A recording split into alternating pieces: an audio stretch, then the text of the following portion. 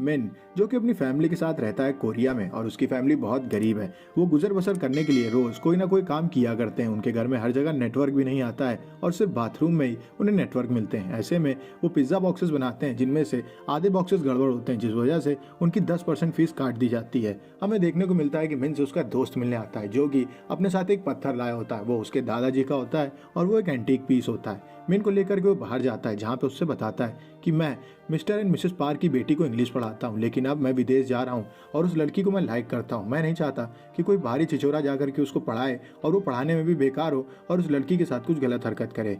ऐसे में मैं तुम्हारी रिकमेंडेशन देना चाहता हूँ। मैंने उससे कहता है कि तुम्हें लगता है वो लोग मुझे लेंगे, मेरे पास किसी यूनिवर्सिटी का सर्टिफिकेट भी नहीं है। जिसके बाद वो बोलता है मैं रिकमेंडेशन तुम्हारी दूंगा और सर्टिफिकेट के लिए हम तुम्हारी बहन के पास जाएंगे। उसकी बहन जेसिका बहुत ही टैलेंटेड होती है और बहुत अच्छी एडिटिंग करती है। वो उसके लिए एक फेक सर्टिफिकेट बनाती है जो कि पूरी तरीके से लगता है जैसे कि वो यूनिवर्सिटी का स्टूडेंट हो। वो अपने फादर से कहता है आपको टेंशन लेने की ज़रूरत नहीं है, आज हमने ये फेक बनाया है, आने वाले समय में मैं यहाँ से ग्रेजुएशन करके बाहर निकलूंगा। वो जाता है मिसेस पार्क के पास और वहाँ पे जाकर के उस लड़की को एक दिन की क्लास पढ़ाता है। मिसेस पार्क उसके बगल में ही बैठी रहती हैं। बाहर जाने के बाद उससे कहती हैं कि तुम्हारा पढ़ाने का तरीका मुझे अच्छा लगा, मैं सोच रही थी मैं तुम्हें आर्किटेक्ट जितनी फीस दूँ, लेकिन अब मैं तुम्हें ज़्यादा पैसे दूंगी। जब वो बाहर आ रहा होता है तब वो उनके छोटे बेटे डाजोंग को देखता है जो कि आर्ट में एक्साइटेड रहता है और वो बहुत अच्छी अच्छी आर्ट्स भी बनाया करता था। उसको देख करके केविन कहता है कि मुझे लगता है कि इसमें बहुत ज़्यादा टैलेंट है, बस इसे एक अच्छे गाइड की ज़रूरत है। मिसेस पार्क उससे कहती हैं आपको किसी आर्ट टीचर के बारे में पता हो तो प्लीज़ इसको पढ़ाने के लिए बोलें, क्योंकि मुझे ऐसा लगता है इसके अंदर बहुत सारा टैलेंट है। वो थोड़ी देर सोचता है, फिर अपनी बहन जेसिका का नाम लेकर के वो कहता है मैं एक आर्टिस्ट को जानता हूँ जो कि इसको पढ़ा सकती है, लेकिन उसकी फीस थोड़ी ज़्यादा है क्योंकि वो बहुत डिमांड में है। मिसेस पार्क कहती हैं आप बस उनको ले आए, हम जितनी भी फीस होगी देने को तैयार हैं। और वो अपनी बहन जेसिका को आर्ट का टीचर बना करके ले आता है। जेसिका उसके घर में काफ़ी रूडली आती है और कहती है मैं नहीं चाहूँगी कि मेरी क्लास में आप आकर के बैठें और हमें डिस्टर्ब करें। जिसके बाद मिसेस पार्क घबरा जाती हैं और वो अपनी मेट से कहती हैं तुम जूस के बहाने जाओ और चेक करो कि वो पढ़ा पा रही हैं या नहीं। केविन क्लास ले रहा होता है जहाँ पे हमें पता चलता है कि जिस लड़की को वो पढ़ा रहा है वो लड़की अब उसके लिए फीलिंग्स रख चुकी है अपने दिल में और उससे पूछती है क्या जेसिका आपकी गर्लफ्रेंड है। केविन उससे कुछ भी नहीं कहता और बोलता है नहीं, वो सिर्फ मेरी दोस्त है। जिसके बाद वो केविन को किस कर देती है। वहीं दूसरी ओर जेसिका के पढ़ाने का तरीका काफ़ी पसंद आता है मिसेस पार्क को और वो उसको भी ज़्यादा पैसे देने लगती हैं। ऐसे में जेसिका ने एक और ट्रैप बिछा दिया होता है। उसने मिस पार्क के ड्राइवर की गाड़ी के पीछे अपनी पैंटी छोड़ दी होती है जो कि मिस्टर पार्क को मिल गई होती है। वो मिसेस पार्क से बात करके कहते हैं कि हमारा ड्राइवर तो बहुत ही ठरकी निकला, वो मेरे बैठने की जगह पर लड़की को लेकर के उसके साथ गंदी गंदी हरकतें करता है, मुझे लगता है कि वो उसे ड्रग्स भी देता होगा। मिस पार्क काफ़ी घबरा जाती हैं कि कहीं उनके ड्राइवर के चक्कर में वो सब फंसे ना बेवजह में। ये बातें सुन लेती है जेसिका और वहाँ से चली जाती है। इसके बाद वो लोग ड्राइवर को फायर कर देते हैं, लेकिन उससे पहले जेसिका मिस पार्क के कान में बात डाल देती है कि वो एक अंकल को जानती है जो कि बहुत अच्छी ड्राइविंग करते हैं और ये कोई और नहीं किम होते हैं जो कि जेसिका और केविन के फादर होते हैं। वो उनकी रिकमेंडेशन देती है जिनकी ड्राइविंग स्किल्स मिस्टर पार्क को बहुत पसंद आती है और वो उनके साथ काम करने में खुश रहते हैं। अब फैमिली के 3 मेंबर उनके यहाँ काम करने लगते हैं। ऐसे में उन्हें उस मेड को हटाना होता है क्योंकि मेड काफ़ी शातिर होती है और वो उनके ऊपर हमेशा नज़र बनाए रखती थी। ऐसे में मिसेस पार्क से बात करते करते जेसिका को पता चलता है कि उस मेड को पीचेस से एलर्जी है और वो केविन को ही बात बता देती है। केविन एक दिन पीचेस का पाउडर उसके ऊपर डाल देता है जिसके बाद उसको छींके आने लगती हैं और वो जाती है डॉक्टर के पास जहाँ पे किम जाता है और उसके साथ फ़ोटो खींच लेता है। वो फ़ोटो दिखाता है मिसेस पार्क को और उनसे कहता है मैं एनुअल चेकअप कराने गया था जहाँ पे ये भी आई हुई थी, मुझे पता चला कि इनको ट्यूबरकुलोसिस भी है। अगर इनको ये है तो ये हमारे घर में चारों तरफ फैल सकता है। डाजोंग जो कि आपका सबसे छोटा बेटा है उसको भी ये बीमारी हो सकती है। और जब मिसेस पार्क घर के अंदर घुसती है तो देखती है कि मेड को छींक आ रही है और वो नैपकिन को डस्टबिन डाल करके चली गई है। किम जाते हैं, नैपकिन को उठाते हैं और उसके अंदर सॉस डाल देते हैं रेड कलर का।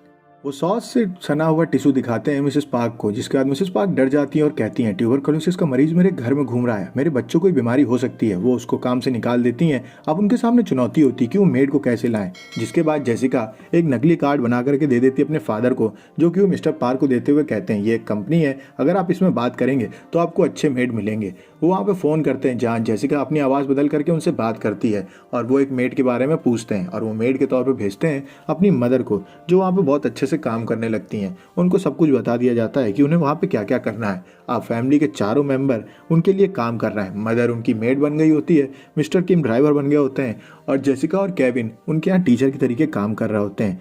एक दिन मिसेस पार्क बात करते हुए मेड से कहती हैं कि मेरे बेटे डाजूंग का बर्थडे आ रहा है, मैं कैंपिंग करने के लिए जा रही हूँ, तब तक मैं चाहूँगी कि आप घर की केयर करें और मेरे डॉगीज़ का भी ख्याल रखें। वो वहाँ से चली जाती हैं अपनी फैमिली के साथ, जिसके बाद केविन, जेसिका, किम और उनकी wife mister and Mrs park के घर में एंजॉय करते हैं। वो रात में उनके घर में शराब पीते हैं और अपने दुखड़े गाने लगते हैं कि कैसे अभी तक वो गरीबी की ज़िंदगी जी रहे थे और अब वो अच्छी ज़िंदगी जीने वाले हैं। ऐसे में रात में बारिश के दौरान उनका गेट एकदम से बजने लगता है और वो जब गेट के पास जाते हैं तो कोई और नहीं, पुरानी मेड वहाँ पे आई होती है। वो उनसे कहती है मुझे यहाँ पे अपना कुछ पुराना सामान छूटा है जो कि चाहिए, जिसके बाद उनको वो अंदर कर लेते हैं और बाकी 3 छुपे रहते हैं और केविन की मदर ही सिर्फ उनसे बात करती है। वो किचन के पास जाती है जहाँ पे वो बोलती है कि आप इस अलमारी को खिसकाने में मेरी मदद करें। वो नीचे की प्लेट जैसे हटाती है वो पूरी अलमारी खिसक जाती है और नीचे का गेट खुल जाता है और उसकी मदर देख के डर जाती है कि घर के नीचे एक बेसमेंट है और इतना बड़ा बेसमेंट अभी तक था और हमें पता भी नहीं चला। वो बेसमेंट के नीचे जाती है घबराते हुए, जहाँ पे एक आदमी भी रहता है जो कि पुरानी मेड का ही हस्बैंड होता है। वो उसको दूध देती है और केला देती है और उसको खाना देने लगती है, जिसके बाद केविन की मदर उससे कहती है ये तुम क्या कर रही हो और यहाँ पे कब से हैं। जिसके बाद वो बताती है ये पिछले 4 साल से यही हैं। पुराने ओनर्स को ये पता था कि यहाँ पे एक नीचे बेसमेंट है, लेकिन नए वाले ओनर्स को बेसमेंट के बारे में पता नहीं था, जिस वजह से मेरे हस्बैंड जो कर्जे में डूबे हुए थे मैंने इनको यहीं छुपाना सही समझा। केविन, किम और जेसिका सीढ़ी के पीछे छुप करके सब देख रहे होते हैं, जहाँ पे पुरानी मेड कहती है केविन की मदर से कि प्लीज़ बहन मेरी मदद करो, मैं यहाँ पे आती रहूँगी बस हफ्ते में एक बार और इनसे मिलती रहूँगी, तब तक तुम प्लीज़ इन्हें खाना देते रहना। जिसके बाद केविन की मदद कहती है कि ये तुम क्या कर रही हो, तुम इतने दिन से उन्हें धोखा दे रही थी, मैं अभी पुलिस को फ़ोन करने वाली हूँ। इतने में केविन और उसकी फैमिली नीचे गिरते हैं आकर के और पुरानी मेड ये सब देख लेती है और वो गिरते टाइम ये भी बोल देते हैं पापा आप ठीक तो हैं। जिसके बाद वो जान जाती है कि साला असल में तो पूरी फैमिली है जो यहाँ मिस्टर एंड मिसेस पार्क के साथ धोखा कर रही है। पुरानी मेड उनकी वीडियो बना लेती है और कहती है मैं ये वीडियो उनको ज़रूर दिखाऊंगी कि कैसे तुम लोग धोखा कर रहे थे, मुझे ऐसे दिखा रहे थे जैसे बहुत अच्छे हो, लेकिन असल में तुम लोग तो उनके साथ बहुत बड़ा स्कैम कर रहे हो। वो अपने हस्बैंड को लेकर के ऊपर जाती है और उसको वहाँ पे सोफे में बैठ करके खाना खिला रही होती है। वहीं दूसरी ओर केविन और उसकी फैमिली को वो लोग हाथ ऊपर करके घुटनों के बल खड़ा कर देते हैं और उनके सामने वीडियो बना करके बोलते हैं कि तुम लोग को तो मैं ऐसा फंसाऊंगी कि तुम लोगों को भी पता चलेगा। वो असल में उन्हें ब्लैकमेल कर रहे होते हैं। मौका देख करके मिस्टर किम उनके ऊपर अटैक कर देते हैं और फ़ोन छीन लेते हैं, जिसके बाद वो उन दोनों को बांध देते हैं। पूरी फैमिली उनको बांध करके नीचे बेसमेंट पर ले जाती है जहाँ पे उन्हें बांध देते हैं। इसी बीच फ़ोन आता है मिसेस पार्क का और वो बोलती हैं कि हम घर पे वापस आ। वो मेड मौका देख करके ऊपर की ओर भागने लगती है ताकि वो मिस्टर एंड मिसेस पार्क को सब कुछ बता दे। मिस्टर एंड मिसेस पार्क घर में आ गए होते हैं जहाँ पे वो घर को साफ देख करके काफी खुश होते हैं। हमें देखने को मिलता है कि मेड लगभग उनके पास पहुंच गई होती है और केविन उसको पकड़ नहीं पाया होता है। तब तक केविन की मदर उसको लात मार देती है और वो नीचे गिर जाती है। जाकर के नीचे गिरने की वजह से उसका सर फट जाता है और उसके सर से खून गिरने लगता है। किम इस चीज़ पे ध्यान नहीं दे पाता है और उन दोनों को बांध देता है। वो देखता है बाद में कि उसके सर से खून निकल रहा है और उसे जल्दी से ठीक करना होगा। वो ऊपर की ओर आता है, बेसमेंट बंद करके वो जाके नीचे टेबल पे छुप जाता है जहाँ उसके साथ जेसिका और केविन भी रहते हैं, जो कि बहुत बचते बचाते वहाँ पे पहुंचे होते हैं। और उनके सामने वाले टेबल के नीचे ही जेसिका, केविन और किम छुपे होते हैं जहाँ वो उनकी बातें सुन रहे होते हैं। मिस्टर पार्क कहते हैं यहाँ पे ऐसी अजीब सी महक आ रही है जो कि मिस्टर किम से आया करती थी। ऐसी गंदी सी महक उनसे आती है कि मैं क्या ही बताऊँ। ये बात सुन करके किम को काफ़ी बुरा लगता है।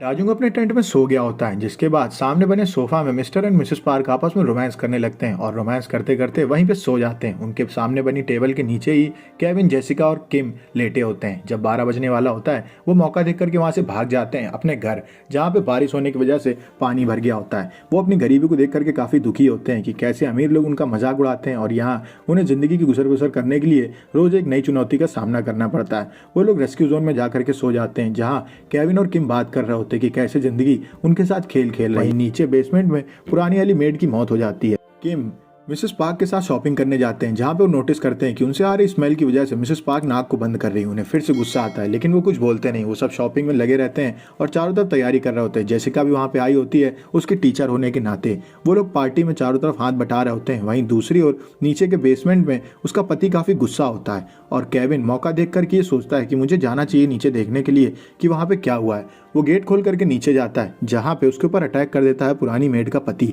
वो भागते ऊपर आता है लेकिन वो फंस जाता है। जब तक वो कुछ कर पाता उसके ही हाथ का पत्थर छीन करके वो आदमी उसके सर पे मार देता है और 2 बार पत्थर मारने के बाद उसका सर फट जाता है और वो वहीं पे बेहोश हो जाता है। वो आदमी बाहर आता है जहाँ पे बर्थडे सेलिब्रेट हो रहा होता है और बाहर आते ही वो जेसिका के सीने में भी चाकू घुसेड़ देता है। सब लोग घबरा जाते हैं, लेकिन यहाँ पे लोगों की खुदगर्जी भी देखने को मिलती है मिस्टर किम को। वो अपनी बेटी को देख रहे होते हैं, तब तक वहाँ पे वो आदमी ढूंढते हुए आ जाता है मेड को और वो लड़ाई करने लगता है केविन की मदर से। केविन की मदर एक तलवार उठाती है और उसके सीने में घुसेड़ देती है, जिसके बाद उस आदमी की मौत हो जाती है। वो भाग करके अपनी बेटी के पास जाती हैं। मिस्टर किम देखते हैं कि यहाँ पे जेसिका घायल पड़ी हुई है और मिस्टर एंड मिसेस पार्क उसको देखने की जगह अपने बेहोश हुए बेटे पे ज़्यादा ध्यान दे रहे हैं, जिसको कुछ हुआ भी नहीं है। वो बस चीज़ों को देख करके डर चुका है। वो उठ करके जाता है, चाकू उठाता है और मिस्टर पार्क के सीने में दाग देता है और मिस्टर पार्क की मौत हो जाती है। इसके बाद वहाँ से निकल जाता है, लेकिन निकलने से पहले वो ये भी देखता है कि उसके घायल बेटे को मिसेस पार्क की बेटी लाद करके ले गई है हॉस्पिटल की ओर और वहाँ से जा करके किम गायब हो जाता है। इस घटना के 2 महीने बाद आंख खुलती है केविन की, जहां पे उसको पता चलता है कि उसकी बहन अब इस दुनिया में नहीं रही, उसकी मौत हो चुकी है और उसके फादर एक रहस्यमय तरीके से गायब हो चुके हैं। एक डिटेक्टिव उससे पूछताछ करने के लिए रोज आया करता था, जिसका जवाब देने में वो असमर्थ रहता है। वो इस वजह से हंस रहा होता है कि कैसे उसने जो जो प्लान किया होता है वो सब फेल हो चुका है और किस्मत अब उसके साथ खेल रही है। लेकिन केविन को पता ही नहीं होता उसके फादर कहाँ पे हैं। वो पहाड़ी से जा करके उस घर को देखा करता था जहाँ पे मिस्टर एंड मिसेस पार्क रहा करते थे। वो देखता है कि उस घर को एक जर्मन कपल ने खरीद लिया है और उस घर की एक लाइट जो कि बेसमेंट से कनेक्टेड है बार बार जल रही है और बंद हो रही है। वो जान जाता है कि उसका फादर है जो कि उस बेसमेंट में छुपा हुआ है और कोड लैंग्वेज में उससे बात करना चाहता है। असल में केविन एक स्काउट हुआ करता था, जिस वजह से उसे कोड लैंग्वेज के बारे में पता था। वो सारे मैसेजेस को लिख करके घर जाता है और उन मैसेज को डिकोड करता है, जहाँ उसे पता चलता है कि उसके फादर उससे कह रहे हैं कि मैं बेसमेंट में ही छुपा हुआ हूँ, इस वजह से मेरे कहीं भी होने का कोई सबूत नहीं है। मैंने जब मिस्टर पार्क को गुस्से में आकर के मार दिया तब मुझे रियलाइज़ हुआ कि मैंने एक गलती कर दी है। मैं जाकर के बेसमेंट में छुप गया, जहाँ से मैं दुनिया के बारे में सब कुछ जान पा रहा हूँ, क्योंकि मैं न्यूज़पेपर भी चुरा लिया करता हूँ। ऐसे में यहाँ की कंपनी ने एक जर्मन कपल को फंसा दिया है और इस घर को उन्हें बेच दिया है। उन्हें ये नहीं पता है कि इस घर में एक बेसमेंट है जहाँ मैं छुपा रहता हूँ। दूसरी ओर केविन ये प्लान बनाता है कि आगे जाकर के वो बड़ा आदमी बनेगा और उस घर को खरीद लेगा जहाँ उसके फादर उससे मिलने आएंगे। हमें दिखाया जाता है कि केविन आगे जाकर के बहुत पैसे वाला बन जाता है और उस घर को ही जाकर के खरीदता है, जहाँ बेसमेंट से निकल के उसके फादर आते हैं और उससे गले लग जाते हैं। लेकिन ये सब केविन अभी सिर्फ सोच रहा होता है। मूवी यहीं पे खत्म हो जाती है। अगर आपको वीडियो अच्छी लगी तो वीडियो को लाइक करें, चैनल को सब्सक्राइब करें। मिलते हैं आपसे नेक्स्ट वीडियो में, तब तक के लिए stay safe, stay healthy, bye bye.